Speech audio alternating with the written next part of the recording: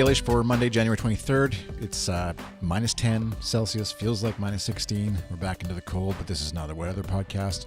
This episode of Dailish is brought to you by FeedPress. Visit feed.press/Dailish today to try out and sign up and check out FeedPress for podcasters or bloggers. If you need RSS analytics, podcast hosting, anything like that, check out FeedPress. You can get 10% off your first year of service if you use coupon code Dailish. Plus, you'll be supporting what we do here at goodstuff.fm. You can also check out Patreon. Patreon.com/iChris is how you can support me directly with $1 or $2 or 60,000 a month, whichever one of those three options is all you have. And it's a way you can support what I do with podcasting, but also what we do at goodstuff.fm. Kyle and I are honestly feverishly, not feverishly, we're hard at work. We don't have fevers, but we're hard at work behind the scenes getting ready to launch a new thing with Good Stuff. And so we would love for you to be a part of that. And the money that you give towards that Patreon campaign goes basically right back into making Good Stuff awesome. So thank you for checking it out, patreon.com/iChris. And thank you for those of you who are supporting it and getting a video version of this episode of Dailish as a result. So one question that came in a while ago, I had a whole bunch of them from Aaron, listener Aaron. Good Stuff for Aaron, goodstuff.fm/3G3Q is where you can find his podcast, Three Guys, Three Questions.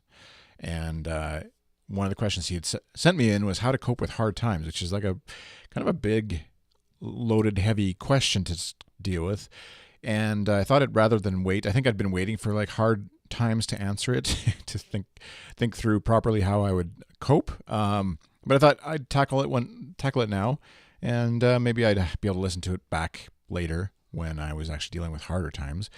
And he wasn't specific about which kind of hard times. So it could be like a death in the family, all the way to you're out of milk and you really wanted to have cereal before bed. So in no particular order, although except for number one, I guess, here's some of the ways that I think I help myself cope with hard times and might be helpful to you. And you might also hear my kids who are currently screaming right outside the door. Okay, so number one for me personally should be prayer. As a Christian, it's my first response in any sort of struggle, no matter how hard or light, probably should be prayer. But honestly, it's the thing I think about as the last resort. It's when I've exhausted all other options. I'm like, okay, God, tag, you're in. I've done everything I can. You take care of the situation. Sub in, I'm out. But honestly, it should be the first response. But yeah, it's a personal thing for me, but it's definitely something I don't do as the first step by any means. And like I said, often it's the last resort when things have gotten way out of control. Then I think, oh yeah, there's that God that I think I believe in and probably should maybe talk to about something like cereal.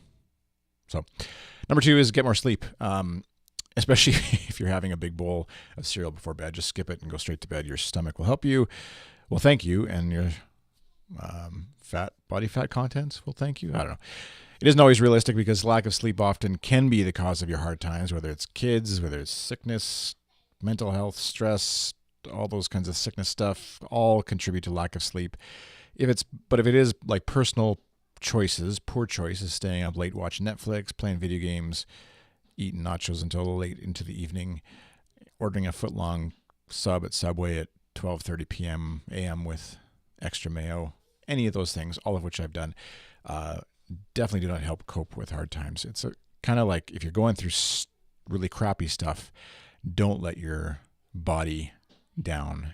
Mixed in with this would be exercise, which is another one that is, in my mind, is way up on my list of things that are important, but in actuality is so far down the list that it's not even registered as a legit item on the list. So number three for me would be write out your thoughts. And again, this isn't necessarily a list of things that I do really well and follow every time, but writing out my thoughts, whether you do it publicly on a podcast such as this for tens of people to hear or watch, or you just put it in a journal that's locked under your bed and you keep it there for just yourself to see. I think it helps to get those thoughts out of your brain, whatever the situation may be. If it's something really serious, like I said, death in the family or something like that, or a close friend or whatever, it still helps to get those thoughts out of your head, out onto a paper, onto a page, onto a screen somewhere, somehow. If for no other reason, then you can look back in a week or 6 months or a year when that time has passed and see what you were dealing with and how things have changed, hopefully, in the interim. So number 4 would be knocking is the ball on the door as they play hockey. Number 4 is talk to a friend who's good at listening. Nothing annoys me more than when you finally get comfortable to share something, be vulnerable with somebody, and they spin it right around and talk about how that thing is impacting them. And it might be a legitimate thing that they're dealing with as well, and that's all good, well and good, but especially if it's a really hard times type of thing for you, probably not the cereal on, late at night thing, but something more serious, job loss, that kind of stuff. Just being told you'll get through it doesn't really help. It passes, or those kinds of things. I know often when we had littler kids and they weren't sleeping a lot for like weeks at a time, people would say, oh, it'll pass. And it does. Like, I can look back now and see how it's passed, but it doesn't help in the moment. If you really think about it, it will pass. They'll eventually get old enough, but when they're 18, they'll move out or whatever. But yeah, so think about who in your life are the good listeners, the people who really do seem to care about what you're saying, whether it's somebody you interact with daily or is just a good friend from far away or from a while ago or whatever, that you can reach out to and talk through. That I think can really help. Number 5 is my sarcastic side. Drop a vague tweet about it, which isn't actually going to help at all and isn't really something I advise doing, but it's something I often do.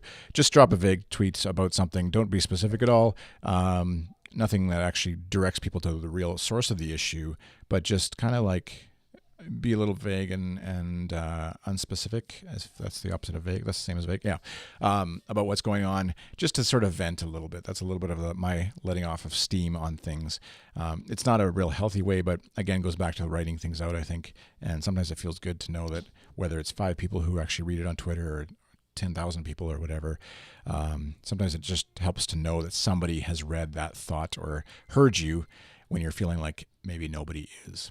And number 6, well, I already said that actually, was exercise. I kind of looped it in. So hard times, it kind of implies that it's not just like a bad morning. I was joking about the cereal and milk thing, or a bad day, but more like a bad month or bad year. Maybe this is 2016's question, as we often hear. But and those longer term struggles are definitely hard to get past, get through, to live in, and whether it's financial stress because of a job loss that just is ongoing, and you get tired of having to answer the question for folks. You're like, oh, what are you doing now? How's the job ongoing? Or ongoing illness that is just unexplained, and you can't just, it doesn't go away, and you still feel the pain or the hurt of that situation, but people kind of get tired of talking to you about it. And I know, like, for me, often the thing I hate hearing, and my wife is great at telling me about, and I often get mad at her for, but is ultimately what's true, is the only way out is through, and baby steps towards whatever the bigger goal is, of, say, not being completely broke. Well, working backwards from that, figuring out what the next step is that you can take to get out of that situation. Just wanting to not be broke is not going to help you not be broke, but taking baby steps towards that. What's the thing you can do right now, whether it's polishing off your resume or going through your job search and trying to find a list of